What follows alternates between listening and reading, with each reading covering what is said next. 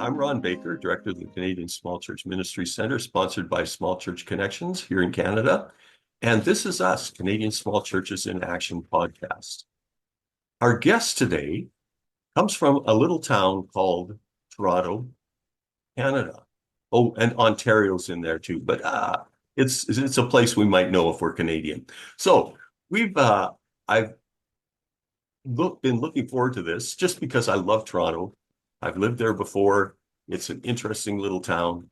And out of it comes all sorts of interesting things and innovative things. And we're going to look at some of that today.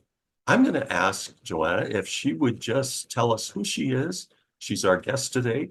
And some of what her ministry background has been and where what she's doing now. That would be great. So Sure. take it away. Well, thanks, Ron. Happy to be here. Happy to share the small town of Toronto. We're here talking in the context of small church. And, I grew up in churches of all denomination and all size. My father's engineering work took our family all over the world, really. And so I've seen the church in, I think, its beauty and its pain in all kinds of forms. So, for example, I lived in Romania as a kid, and we were at a church that was sort of a one-room, fire heated little place with wooden benches, and about, maybe 50 of us were there. And in that case, it was men on one side and the women and the kids had to sit on the other side. And we had a bit of a translator from the Romanian.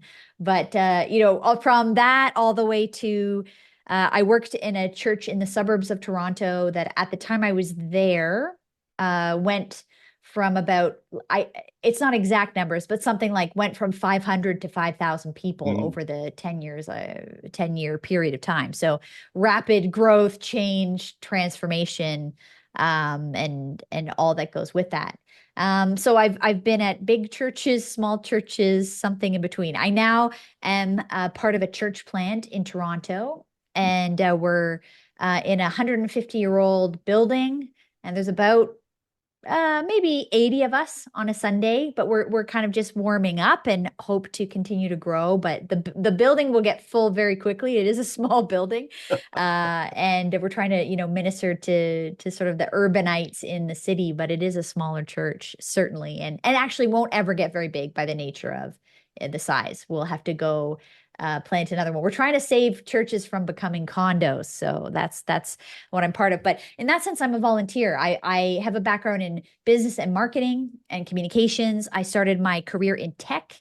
And then from there, got invited into the world of church ministry in various forms. And I've worked at a few churches. And then from there, over the last 5 years, through my own work and consulting, Word Made Digital, which is a play off of John chapter 1, where the word became flesh and moved into the neighborhood, as Eugene Peterson says in the message. So anyways, from there, from these churches, Word Made Digital kind of emerged as both my seminary thesis work around the digital age of evangelism, but also just the work I was doing in the church in communication and the emergence of social media at that time, and sort of this smartphone in every pocket era that has been the last 10 and 15 years. And so people were saying, hey, that thing you helped with at that one church, could you help us too? So I kind of accidentally fell into this work of, consulting, coaching, training, broadly, helping churches and Christian ministries across Canada and a little bit beyond, with how they think about their work in light of the digital age. And so where that has led me now is, at this time, half my week is I'm the marketing and communications director at Alpha Canada, which uses all kinds of digital content, but loves to get together over a meal to talk about Jesus, if your listeners are familiar with Alpha and what we do. And then the other half of my week, I continue with Word Made Digital, doing those, consulting can get a bad rap as a word, but the idea is coming alongside churches to help think through this area of things. whether that's they need to hire someone and they need to figure that out, or they need to figure out what the heck to do with social media or how to do a whole transformation of their processes and websites and all that kind of stuff. But that's my world, and it's ever changing, and I like that about it. Well, I think that's going to be the fun part of spending some time with you as we talk today. The Sure. the whole area of digital has changed immensely for years. We have come to understand various different things from AI to virtual reality to, well, who knows where we're headed now. I'd Hmm. love to hear Hmm. some of your thinking as we look to the future and as churches are sort of moving into that area, the boundaries that we Yeah. may be looking at, well, let's just walk with the Sure. conversation, see where it goes. Yeah, well, thanks, Ron. I mean, of course, it's a huge conversation. So if anyone's listening and gets excited about this stuff, I'm happy to continue the conversation, on in other ways later if anyone wants to get in touch. But uh, I say that digital is not just like a tool. I often say like digital isn't everything, but it's the water that we swim in. It's part of every aspect of our life now. Whether that's just trying to make arrangements to get together with a friend, you've been texting them, emailing them. You probably didn't do most of that by phone or in person. You might have, but even if you did make the arrangement in person, what did you maybe do? You pulled out your phone and put it on your calendar. uh, you Exactly. know, I mean, even our in person is navigated through these, as I say, the water we swim in, that we're navigating through these digital waters. And so it's a part of life that, in many ways, for Canadians, is inescapable at this time. And, at some level, that is probably a great concern.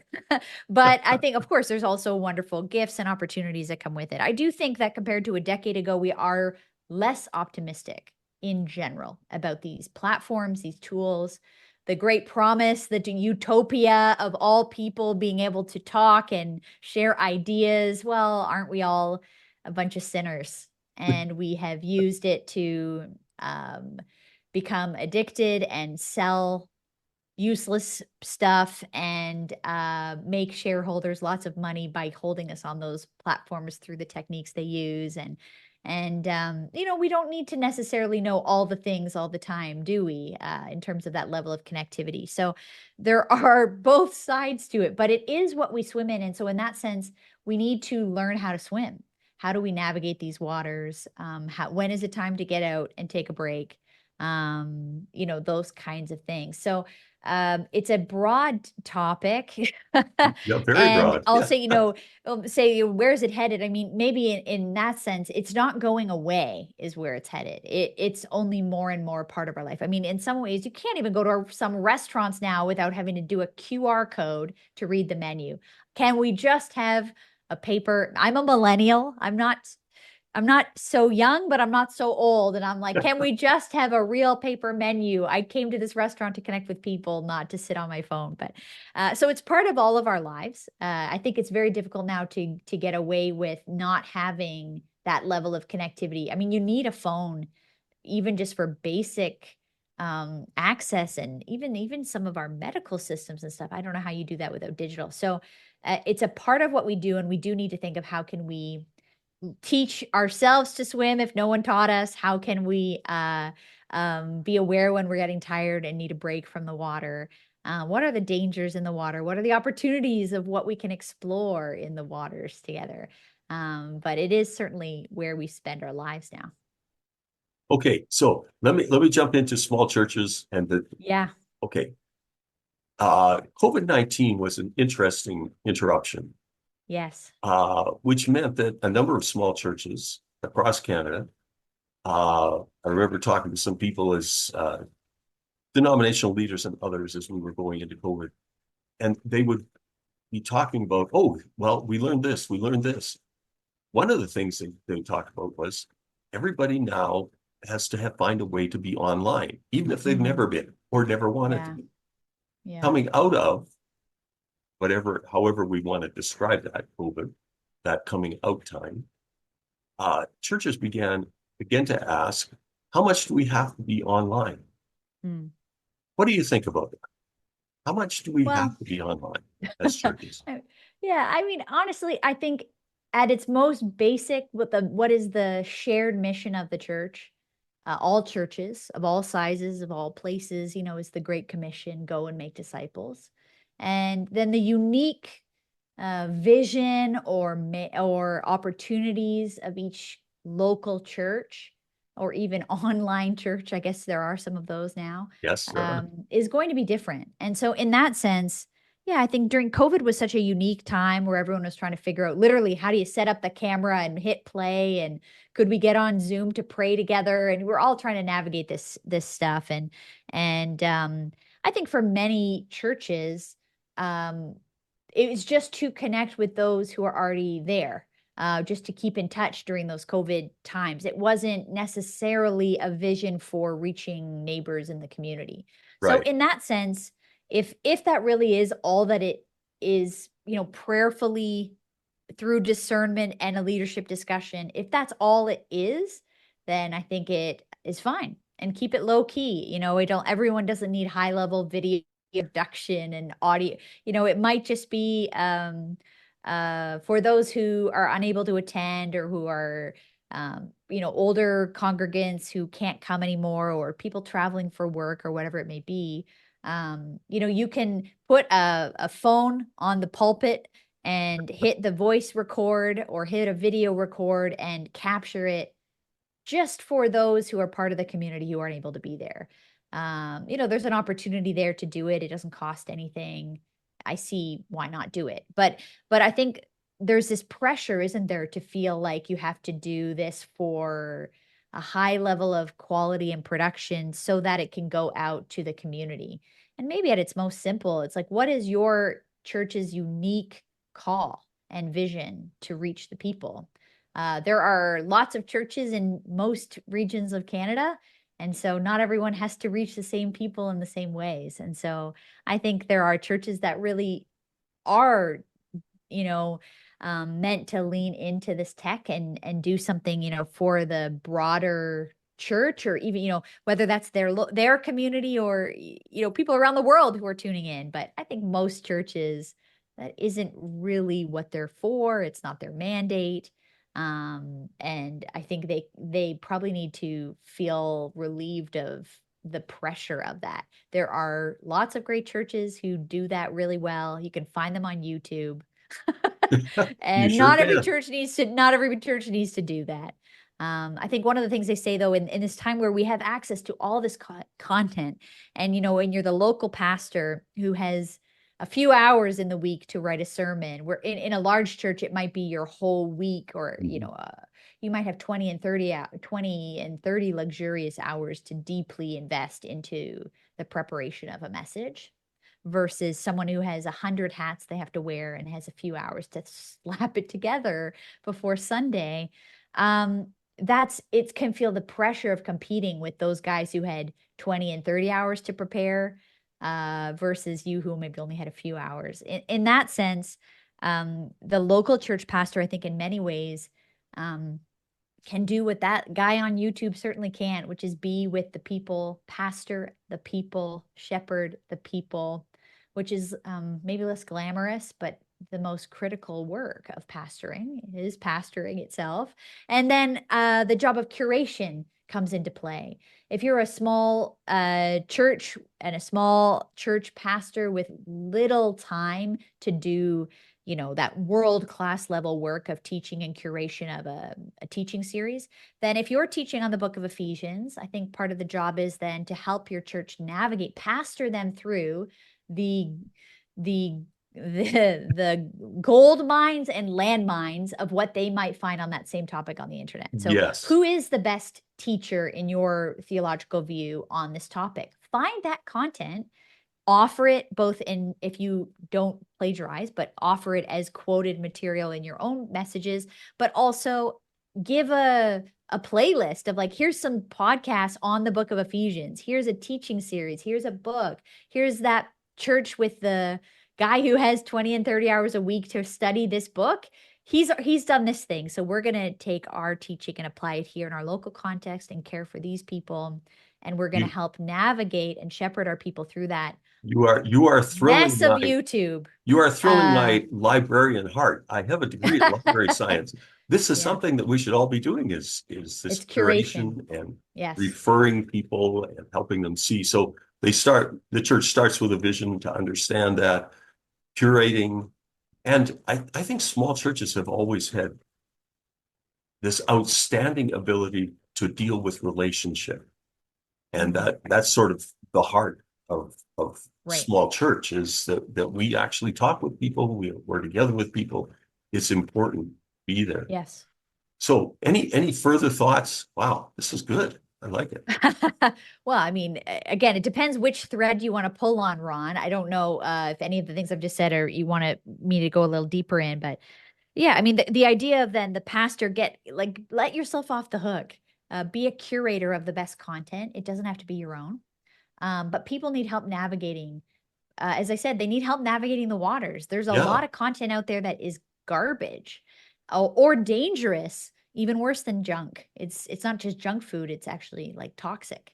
And so if there's a way for you to help your church navigate finding the themes and content that you're teaching from the best of the best online, then please help them do that. Podcasts, videos, book resources, whatever it may be that you don't have to be the expert. You just need to help guide them to where they may find those Okay, things that you want to give to them. I'm gonna ask a really Yeah, funny question here, but sure. if we were to take a broad view, i.e., not necessarily denominational, but if you were curating and you were to say, here's two or three podcasts, books, Oof. ebooks, that type of stuff that would cover a broad area, not necessarily a very pinpoint theological type of view, but Oh, you know what, Ron? That is a question that what I'll say is, as a teaser, let me send that to you, and we can put it as links in the show I notes will to be this episode. glad to do that. Because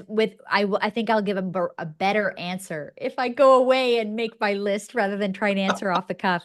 Because again, you're asking for broad and non-controversial theological opinion. Ron, you're asking that's a tall task Yeah, because most teaching is quite positioned, and even well, what the internet has well, helped us do is polarize ourselves even further into our groups yeah. and away from one another. So I appreciate the question because we're trying not to do that, but to recommend things also requires my work of thinking like, okay, who is that? And that is the work of the leader and the pastor of saying like, Mhm. whether it's our own denominational or theological positions that we hold as a Presbyterian church, a Baptist church, an Anglican church, an Alliance church, or just saying we want to have a balanced approach. Yeah, Balance is challenging these days. There's extremes in all directions, and we're of course seeing that play out. If anyone watches the news, it doesn't take more than 5 minutes to see it. yeah. I love that. I love this term salad bar extremism, where you just pick and choose whatever you like nowadays, Yeah, and yeah, it tends to that's always be true. extreme, which is I think something a big problem, and maybe it is a big problem that technology has brought us. We've moved into the age of we can find anything that agrees with what I agree with. Mhm. Um, Yeah. Sam Reimer's idea that we, Echo chambers. If you yeah, if you want, if you can, I mean, no matter what you think, I mean, there's like I think of things like flat earthers, people who don't believe the world is round. yeah, There weren't no we none of us really knew too many of those people, but on an internet of billions of people, there's going to be a few who find each other and build a group around these very niche opinions, and then they can sit in those groups and talk all day about those opinions and only cement themselves further into them. And that can be true of a thing like flat earth or a theological position. So it is a challenge to even how do we that's another thing about the digital world is the algorithms are learning what we like mhm, because the whole point, and I can get into what that is in a sec because it sounds scary, but as it learns what we like, it sends us more of the same stuff. And so it's very easy to only hear what we want to hear. But essentially, the idea of algorithms where people say, oh, this word algorithm sounds like this, I don't Isn't it know, a great word? Yeah. It yeah, sounds the like sort it's of, musical, but it's not.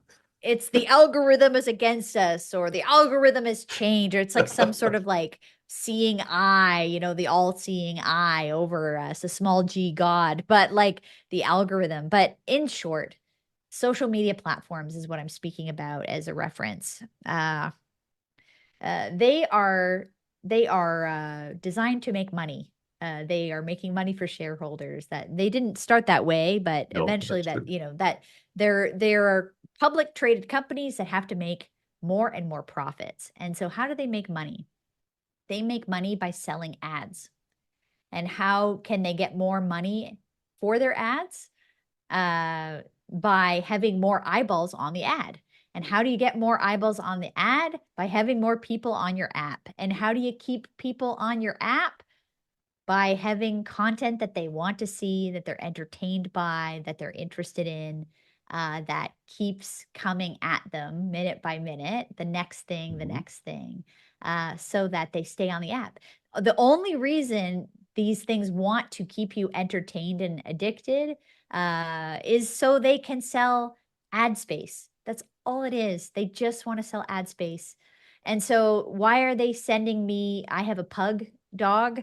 Why am my feed full of funny pug dog videos? Or why am I getting Christian Connor? Why is someone else getting I don't know, political rage pieces? It's because they've reacted and responded to it. They've liked it, they've commented, they've stayed around to watch the video. And Mhm. then the algorithm is simply a computer system that says, oh, Joanna likes pugs.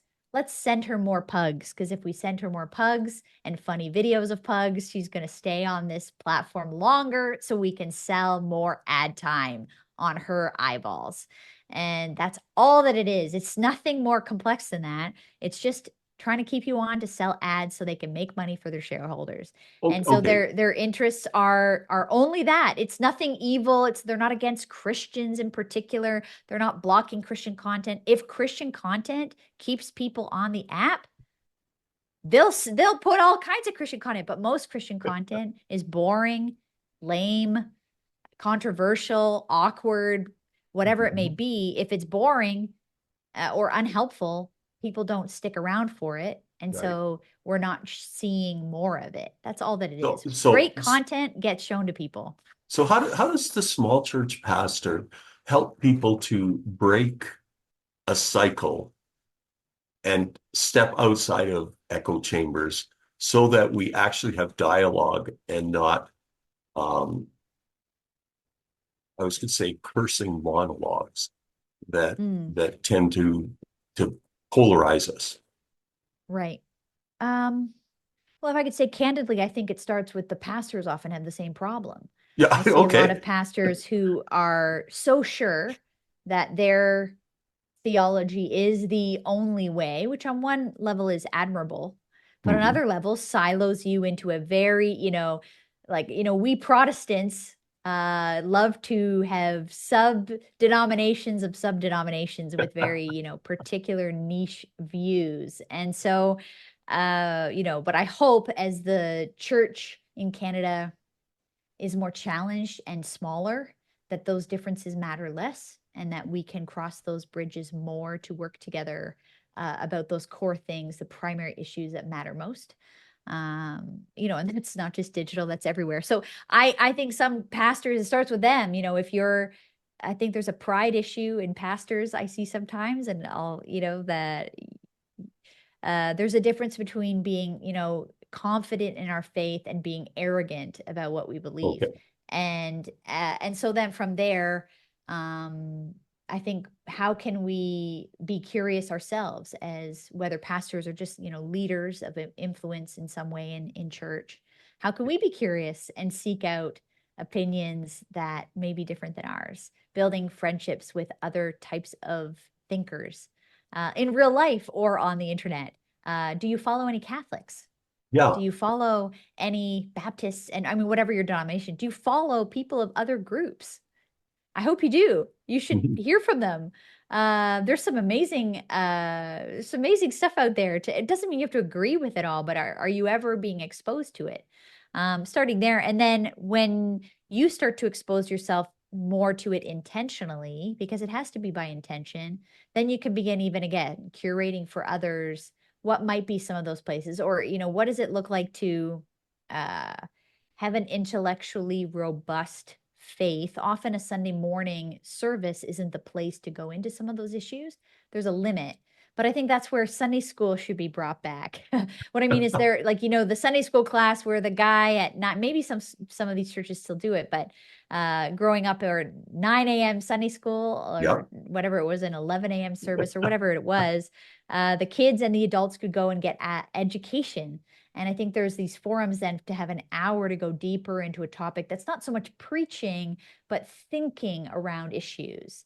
Whether those are issues of things like human sexuality is a big issue right now we want to talk about Mhm. in Canada, but it's hard to do that on a Sunday morning service Yes. because you can't get into the meat of it in that context. Anyways, just to say whether it's not that everyone needs to start Sunday schools, but it's that curation again of, are we doing it ourselves? Have we siloed and echo chambered ourselves? What are some other perspectives and voices that we could hear from, both in our social circles and on the internet? And then how can we help others? Here's a book on Ephesians, and here's Yeah. a book I've been reading, church, on Ephesians from a totally different perspective, to help teach you. And I don't agree with everything in this book. And here's some stuff that's interesting about it. Whatever it may be. I don't know. In anything, we have to be more active about seeking opinions other than our own, because otherwise we'll just keep being fed the same thing. Okay, so this is a little wild question, but what's the best thing that's come out of the digital age for the church? Sharing the gospel is quick, easy, free. Mhm. It can be done to every corner of the world in a millisecond. I think, oh my goodness, like what the Apostle Paul would have done with the Yeah, internet. If yeah. his letters that we read now in our New Testament could have gone by email, could have gone by video feed, Zoom call, whatever it is, to these churches that he cared for and pastored and loved and taught and trained around the Mediterranean. Um, just what can be done is mind-boggling. Mhm. um, the opportunities to share good news um, are in our pocket. Um, most of us. Yeah. And I think there's an amazing opportunity. I mean, on a very practical level, if we're not talking about evangelism, we can connect with people through the week in ways we couldn't before. We can see someone on Sunday and say, "Oh, I saw you were on a vacation last week. How was your I've done cottage that more than fishing once. trip? How was your Mexico all inclusive?" Just these touch points that you may not have known, that allows you to be interested in other people in your congregation in a way you may not have been able to before, because you can't know everything about everybody, but you might see something slide through on social media. And then when you see them in real life, or even if you don't, if you see them online, you might be able to interact and connect with them. It has helped us connect. Um, but maybe I'll say as a model of, I think about these digital platforms for church. I think the best way for leaders to think about it is like a dating app. What I mean Mhm. by that is, dating apps are designed, and they're not as creepy as they used to be. I mean, statistically, many Okay. people are Good meeting their point. partners online. I mean, 20 years ago it was sort of the most desperate of people, but now it's sort of the everybody does it. And anyway, so to say that on a dating app, it's designed. Uh, a lot of them, even one of them has a slogan, designed to be deleted. Mhm. The dating apps are helping you meet people that you never otherwise would have met and encountered. So the internet can help you interact with an idea that you never would have otherwise interacted with and encountered. And from there, if you meet someone online in a dating app, the idea is eventually, the point of it is to meet in person. The point is to get together. Mhm. The point is uh, to have face to face. But even after you are in a relationship, however you met that person, when you're in the relationship, as we've already said, all of our relationships are also navigated through digital tools. Hey, can you pick up milk on the way home, honey? Yes. Or FaceTiming the grandkids across the country, or whatever it may be. Digital is part of our relationships. We might have met online because we couldn't, maybe there was people so in the church is this idea of like, we may meet people online, reach people online, connect with someone, an old friend from our high school, whatever it may be, a person in the community that we never would have met any other way but online.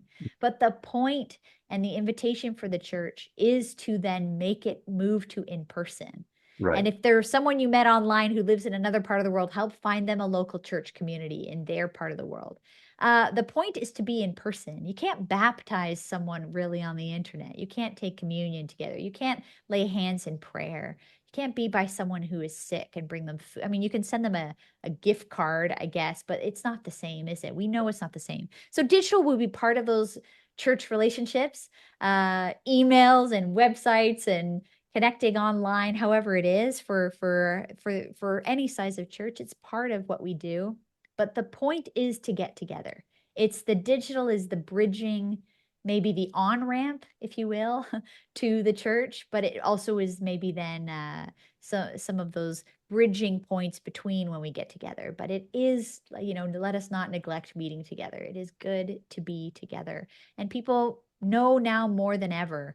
Certainly, I think COVID did that thing where we're all really clear now of what amazing technology can do to have us connect when we can't get together. But we all know, we're pretty clear on how much it's not quite the same. Right. And young and old. It's not a generational thing. We all know, and we're all longing for real community, real Mhm. connection in So person. you're leading into the last few minutes, which we're Mm. we're at an end here. If you had one piece of advice, and it take it however you want, wherever you want, one piece of advice for a small church pastor or leader, what would that piece of advice be?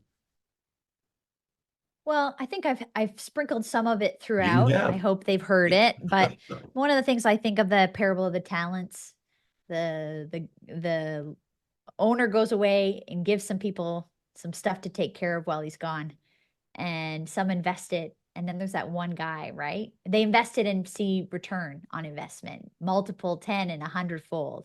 And the one guy says, I was afraid. I didn't want to mess it up.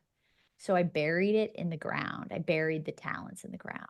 And I mean, the story, as probably listeners know, is the owner is so upset. He says, you didn't even put it in the bank to get interest, the most basic thing you didn't do. And so his response is anger and a whole thing from there. But this idea, my encouragement and takeaway for pastors would be, we have been given something in this time. We are born in this time, in this place, in this moment in history. Don't be afraid. We often forget in this story of the parable of the talents who carries the risk. Who carries the greatest risk is the owner of Yes. the money. It's his money. He lent it to you to look after. And if anyone is worried about something bad happening to it, it should be the owner of the money. It's not even yours. So why are we so afraid to use what we've been given? It's not even ours. That we would, I hope this conversation would be an encouragement to try some things and to be let off the hook on some others. We don't need to be afraid of the internet Yeah. and digital things. And we also don't need to be in all places to all people, that we would try some things to reach the people that God has asked us to reach, to connect to serve, to pastor the people, to teach the people that we have in our care. Um, and these digital tools, we don't need to be afraid and bury them in the sand. We should do at least the bare minimum. Mhm. Do you have an Instagram account? Do you send emails? How's your website looking? Do you have one? These basic things that can be done at the least.